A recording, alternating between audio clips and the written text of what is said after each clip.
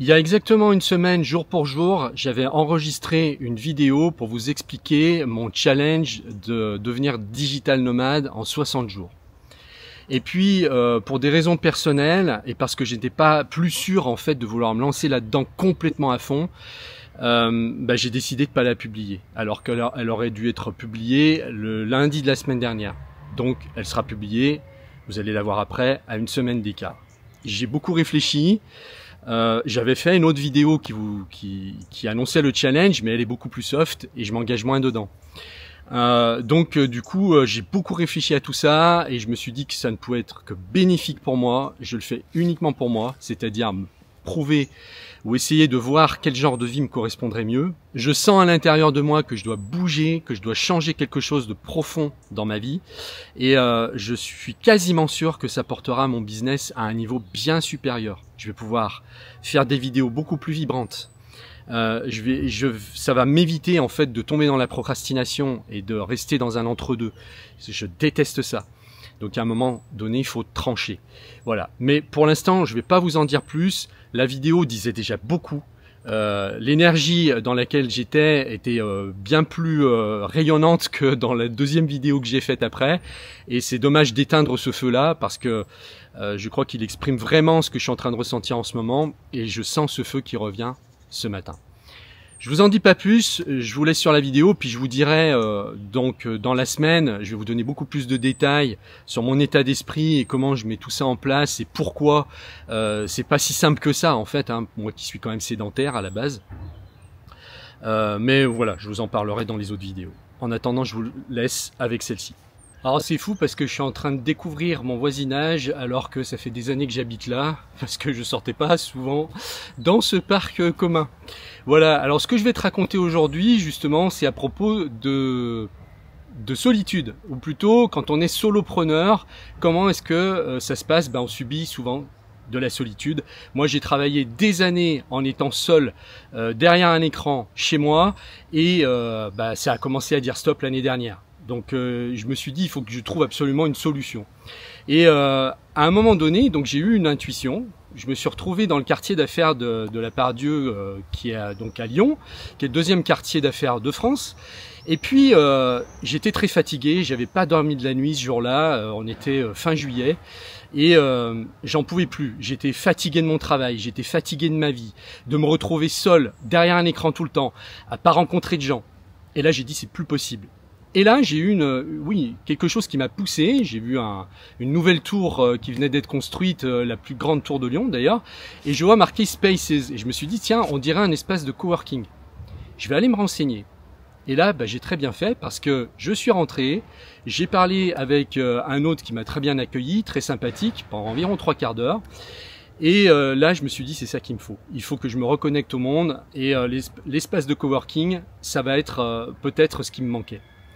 Et là, quand je suis ressorti, je me suis pas trompé parce que comme par hasard, alors que j'étais crevé juste avant d'y aller, là, je me suis senti réénergisé comme si en fait la fatigue était psychique plus que physique. Et je pense que les deux sont reliés.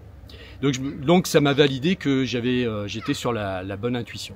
Donc j'ai travaillé comme ça en espace coworking pendant quelques mois jusqu'à décembre à peu près.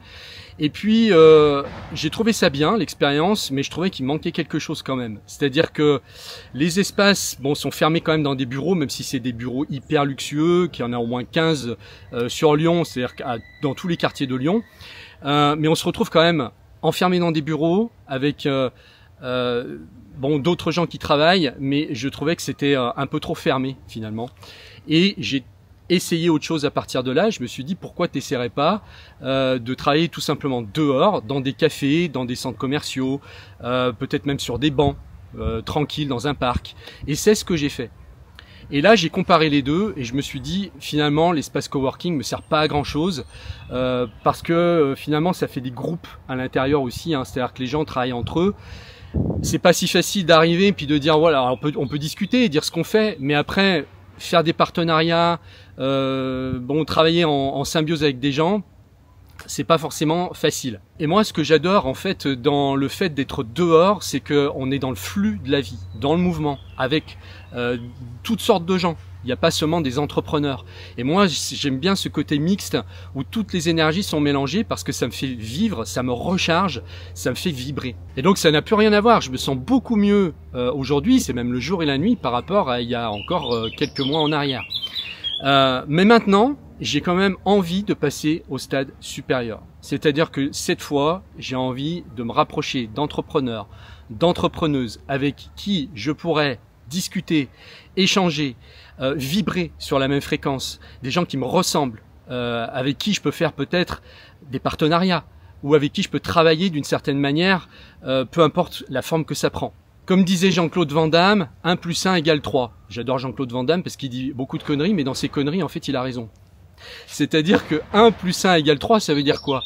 Ça veut dire que quand tu t'unis à une personne, qu'est-ce qui se passe? Eh bien, le lien dépasse chacun.